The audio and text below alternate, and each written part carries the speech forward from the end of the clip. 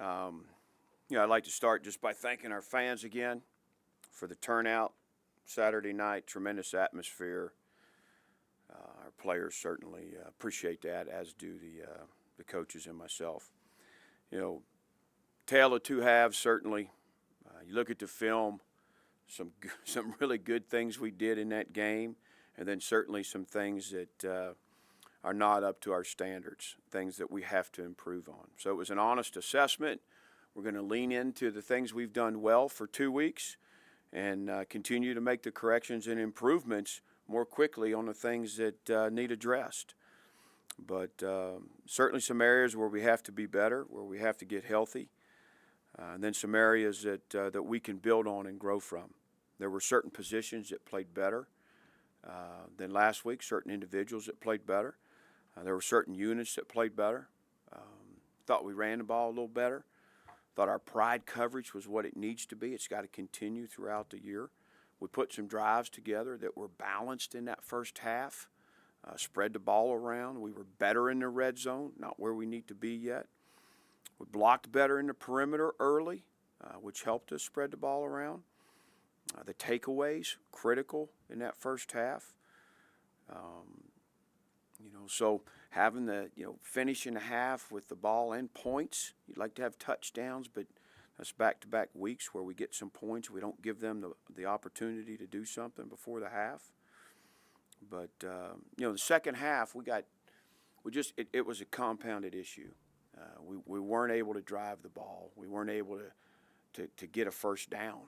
And, protection wasn't good enough. We didn't block well enough. And then defensively, we got a 1st and 20, they convert. We got a 2nd and 16, they convert. We got 2nd and 18, they get it to 3rd and 7 and convert. They got 3rd and 9, they convert. 3rd and 13, convert. It wasn't any one thing. When you look at the film, you say, okay, what's the problem? What were the issues? Well, you write them down, you look at them, you talk to the players about it, you correct them. Is it something we're asking that they can't do? Is it unrealistic?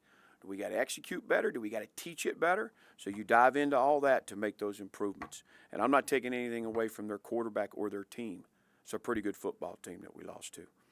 But we got to be the team that we were most of the game against South Carolina, and then the team that we were in the first half against Vanderbilt. That's the team that we're leaning into. There's positives to build on, and there's improvements that we have to make, and we need to make them by this weekend. Take some questions. I know coaches always talk about putting a loss behind you. Is that easier said than done sometimes with the players specifically that are maybe a little more emotional about things like this? Yeah, for our team, we expect to win both these games, and they're confident and they believe that. So those guys are disappointed in the way we played the second half, disappointed that we didn't come out with a victory. I think, again, you've heard me say this, I like going out on Sundays. You make the corrections, you dive into the film, you do all those things that are, sometimes it's difficult. Guys not doing what they need to. Maybe it's a poor call by a coach. There's ownership, there's honesty, and that's where you grow from. And we got to grow a bunch from both of these losses, and to be the team that we can be. And there's, and I tell them, we don't get discouraged. There's too many good things. There's too many positives that we can build from to be the team that I believe we can be and that they believe they can be. So got to practice better. Got to make sure we teach better, coach better, listen better to eliminate some of these things that got us in that second half.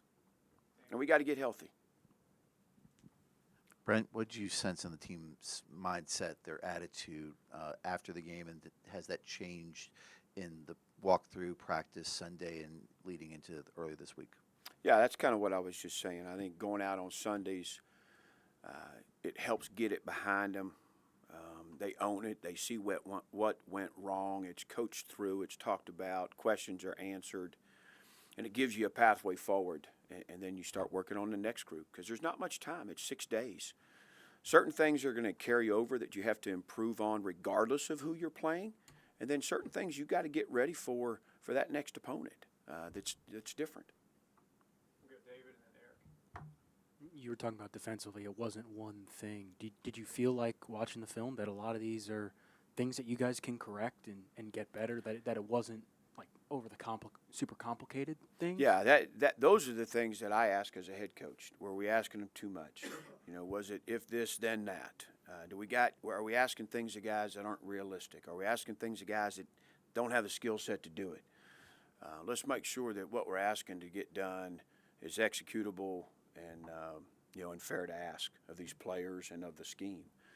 And really, when you went around the film, on my notepad, there's 11 different things that caused us trouble. It wasn't any one thing in the second half defensively. For me, Pavia is going to make his plays, but when you got opportunities where you got him second and extra long, you got him third and long. I mean, you got to get off the field on a couple of those occasions, and that can swing the half. You got to convert. You got to earn that first down and extend things. So again, it just compounded each other. But I love the way we kicked the ball. I love the way we protected, covered. There was a lot of good things. I thought the way Terrion and Hawkins ran the ball, and we did some things there. Kyron's runs, impactful in the game. So we got to build on it. Coach, I know coming off of a loss, a lot of coaches talk about trying to build small wins throughout a week leading up to the game. Are you one of those coaches that kind of looks at that in terms of how practice and everything looks and the way you approach it and look for some small wins there? Yeah, always. I think you guys know I'm always going to find the positive. I think the guys need to, the external noise is always, if you lose, it's negative. I don't want them listening to that, listen to what's fair, where the expectations weren't met, where we have to be better. You see it, we see it, as coaches and players. And but let's not lose sight of the team that we've been at times also that's a pretty good football team. I know it's early in the week. Any update on Garrett or Cunningham, their status going forward? No, we'll learn more today. Obviously those two guys are critical. I look out there in that second half, we got 3 redshirt freshmen, against a pretty experienced group. But, Johnny's tough, Mont's tough. If those guys can go, they'll go. Johnny's kind of, that left tackle spot. We moved Tomas over, put Aiden at right. We're going to look at a couple things, but we won't know exactly what we need to do until we know who we have. Besides just getting healthy, are there things you can do to help that group along from a schematic standpoint? Yeah. Do you have to hold more guys in for protection? What needs to be done there? Yeah, we're looking at all that, Andy, to be honest. Slide protection, max protection, chip, quick throws. If we go in there and we don't feel good about the matchup and protecting, we got to have a plan B if we're not able to do that. Really plan B, C, and D. These are the things we'll go to and lean on if we're not able to protect like we need to. Was that something maybe you didn't see in the second half? I mean, it seemed like Vandy was very much bringing the house on everything when they saw it. I think, I think it was probably known to them that we didn't have much depth. Brody wasn't dressed out. Muskrat hasn't played. And when Johnny went down and Montavious left the lineup early in the first quarter, if I'm a play caller, I'm going to turn it up and test the offensive line for sure, test the protection.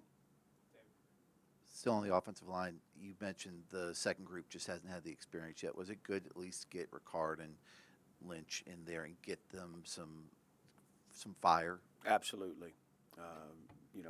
That's the positive. That's the silver lining. Those guys had to play against a pretty good group.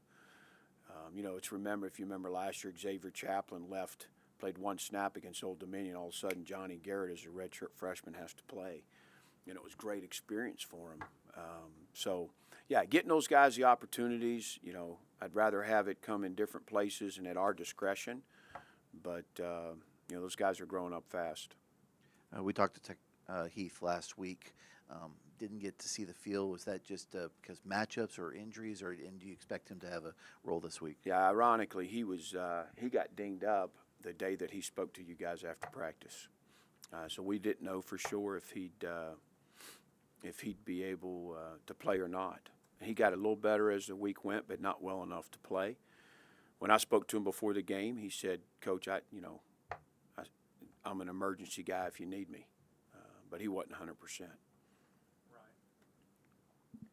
Coach, the offense had some success against South Carolina with those deep shots, 50-50 balls. Didn't see as many of those connecting against Vanderbilt. Was that just due to the pressure, or was there something else Vanderbilt was doing? No, honestly, in the first half, it just wasn't the opportune time. We were mixing it up and running it and throwing it and spreading the ball around, staying on rhythm. It just, I looked for it too because I like our shots. And, it just wasn't, it would have been forced.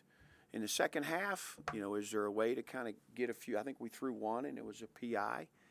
Is there a way to get a couple more of those down the field and give those guys a chance? I think so. Let's go David, Eric, and then we'll go to Zoom. Jarikas, we haven't seen him a ton, but he caught a touchdown, and he also paved the way on Kyron's. What have you seen from him and just his growth? Yeah, he's taken a step the last 2 weeks. Coach Davis has done a nice job with him. He's got a good skill set. He's a hard worker. It's finally kind of slowing down for him where, he looks more comfortable out there playing. And obviously we were very happy for him, excited for him, his first touchdown. But on top of that, he played his best game, played his most extensive snaps. Harry's been a little banged up, so there's been a little more onus on him. And I thought he did a nice job. Good step. What do you make of this ODU offense and that quarterback? Yeah, it's scary. I mean, you look what they challenged Indiana and hung around and stayed in the game. Really, both sides, defensively and offensively. The quarterback took 2 to the house, so he's proven that that he can do that. We had one of those against us last year. They spread you out. They make it hard to have depth to your defense with the way they align and formation you. And so when one gets out, if they've got the speed, they can take it the distance. But he's a competitor. He's really a quality runner. I think they're committed to running the ball. But he's, I know he threw a couple to the other team in week 1, but he was much better in week 2. They're challenging. And I think defensively, this is one of the stingiest defenses I've seen in the red zone. They were that way last year against us. They were that way against Indiana in a number of opportunities. They got a good plan down there, and they make it challenging. But that game with Indiana, there was a punt return for a touchdown, 90 yards or something. Outside of that, I mean, they were pretty stingy, and ODU was able to do enough with the ball to keep in the game. Along those lines, I was going to ask just the matchup in the series with ODU as overall. I know it's been renegotiated before the season and such, but what have you come to appreciate about just the competition level that program has brought out of you guys and kind of, had you guys step up perhaps the week after and so?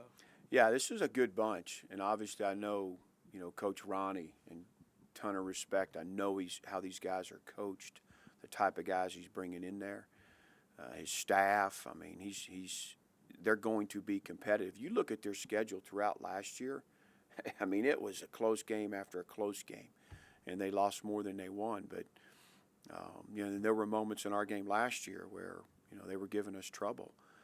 Despite the way the score looked at the end, it was a better game than that. I think Indiana's a quality team, clearly, and they gave me everything they wanted in week 1 and then, rolled it up pretty good on Central in week 2. So, these guys, we're familiar with a lot of these guys. So, and it's been, I think it's 4-2 in the series. I mean, we hadn't won over there till last year, and, they'll come in here and give us a tough battle. I know that. Let's go to Zoom for a couple. On Zoom, please use the raise hand feature to ask questions for Coach Pry. We'll open it to questions and start with David, please. Brent, along those lines, have you and Ricky talked since the announcement that the series would be pared back? Now, we talked a little bit prior to the announcement, but Rick and I have we've said multiple times, it'd be nice if we weren't playing each other, where we could talk a lot more. And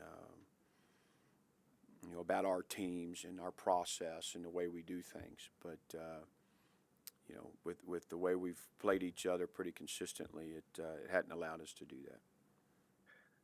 And from what you can tell, what do they lose now that Henderson is no longer playing? First of all, ton of respect for that kid. Love the way he played linebacker. From what I've learned from Rick, what this kid's about, my heart goes out to him that he couldn't finish out his career the way he wanted. Really quality linebacker who'd overcome a lot. So, but they've got guys. He didn't play against us last year. The guy we'll see this year, 38, he played against us last year, and he's played a ton. And I would imagine that he'll be the guy we'll see. As you went through what you called your honest assessment of Saturday, at any point in the second half, did you have reason to question effort? No, I didn't question effort. I did question if the guys were tired. Oh, I questioned, if I overworked them last week. Performance staff doesn't feel like we did, but I didn't think we had the same pop. When I watched the film, probably more so than on the field, I don't know, the defense may have gotten a little tired with the 3 and outs offensively and the drives by Vanderbilt. But, I think you look at that film, there's a difference in explosiveness in the first half versus the second half. do you attribute that at all, Brent, to the short week? I'm not going to say that. The sports science would say no, Okay. that we did the right things. I met with those folks every day last week, making sure we weren't overdoing it. And had a meeting yesterday, talked with Kelsey and Ferg this morning. They don't feel that way. So more than, me saying that's really by what I see on that film, kind of what I felt a little bit. It was good to have an off day yesterday. We didn't have one last week, so it was good to have an off day. Thank you. Any final questions for Coach Pry on Zoom? Okay, Travis. You mentioned 2 different halves for the team, drones included in that group. How do you assess Kyron through a couple games here where you're working behind kind of a patchwork offensive line? Yeah, I think he looked more like himself in the first half. He gains confidence when he runs the ball effectively, and he did that. Down there in the red zone, I think he had 3 straight carries. He had a nice long one in the open field where he delivered a good blow to the defensive back and made some good throws. I think the throw to Benji, that's one we got to make down our sideline. But I think it's probably unfair to try and evaluate him in the second half. There just wasn't a lot of time. I don't think there was, there was a play or 2 that I think he wished he'd have back, but maybe a couple decisions down in the red zone in that first half. But, certainly he's got to continue to improve. But much like our team, there's moments in both these games where I'm very proud and pleased with what he's doing. We just got to get it more consistently and be, he's got tremendous potential. And, to get him, like I've said all offseason, to reach that potential is good for him and really good for us.